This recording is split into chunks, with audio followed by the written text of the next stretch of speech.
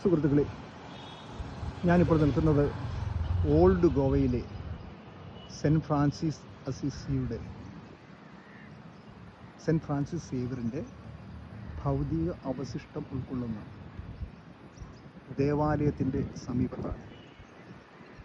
ഇന്ത്യയിലേക്ക് വരികയും ഇന്ത്യയിലെ സുവിശേഷ പ്രഘോഷണം നടത്തുകയും ചെയ്ത ആ വിശുദ്ധൻ്റെ നാമധേയത്തിലുള്ള ദേവാലയം സന്ദർശിക്കുവാനും വിശുദ്ധൻ്റെ ഭൗതിക ശരീരം കണ്ടു വണങ്ങുവാനും പതിനായിരക്കണക്കായ ആൾക്കാരാണ് ഓരോ ദിവസവും ഈ ദേവാലയത്തിൻ്റെ അങ്കണത്തിലേക്ക് കടന്നു വരുന്നത്.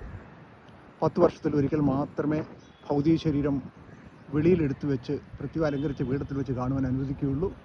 ബാക്കി സമയത്ത് ചില്ലിട്ട കൂട്ടിൽ വളരെ ദൂരെയായിട്ട് നമുക്ക് കാണാൻ സാധിക്കുന്നു.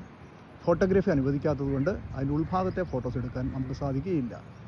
തുടർന്ന് വളരെ മനോഹരമായ രീതിയിലുള്ള അന്തരീക്ഷമാണ് അവിടെ ഉള്ളത്. നല്ല മനോഹരമായ ചെടികളും മറ്റേ വൃക്ഷങ്ങളും ഒക്കെ നിറഞ്ഞു. പുൽത്തടികൾ ധാരാളമായിട്ടുണ്ട്. പുൽത്തടിയിൽ പക്ഷികളൊക്കെ ധാരാളമായിട്ട് വന്ന് വിശ്രമിക്കുന്നുണ്ട്. അതിനുശേഷം നമ്മൾ തൊട്ട് വലത്തുഭാഗത്തേക്ക് പോകുമ്പോൾ ദി ആർക്കിയോളജിക്കൽ സൊസൈറ്റി ഓഫ് ഇന്ത്യയുടെ കൈവശമുള്ള ആർക്കിയോളജിക്കൽ മ്യൂസിയം, ഗോവൻ മ്യൂസിയം ആണ് ഇവിടെ കാണുന്നത്. വാസ്തവത്തിൽ സെൻറ്റ് ഫ്രാൻസിസ് സേവ്യറുടെ ഭൗതിക അവശിഷ്ടം ഉൾക്കൊള്ളുന്ന ദേവാലയവുമായിട്ട് ഇതിന് ബന്ധമൊന്നുമില്ല.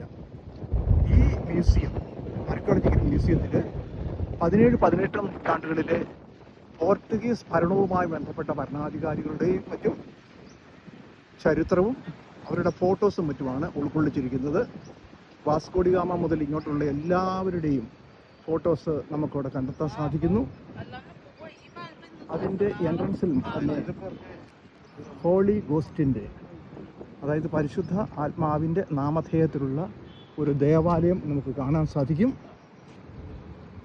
ആ ദേവാലയത്തിൻ്റെ സമീപത്തു കൂടിയാണ് ആർക്കിയോളജിക്കൽ മ്യൂസിയത്തിലേക്ക് നമ്മൾ കടന്നു പോകുന്നത്. Archaeological museum of Goa.